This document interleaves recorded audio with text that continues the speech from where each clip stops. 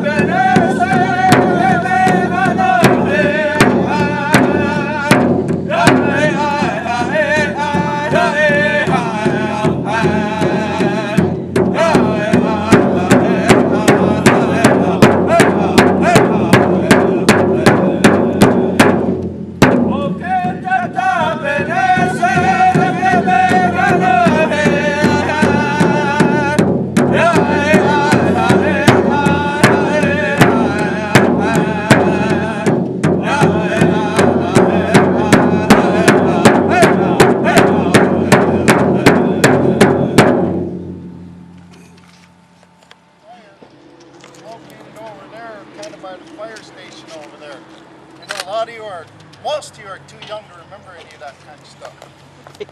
But anyway, in 1999 the plans were completed for this particular structure here. And in 2004, we moved into this phase here. It's not designed to be an actual police station, but we moved in there because of the conditions over at the old forestry garage that we occupied since 1979 when we had the fire over here.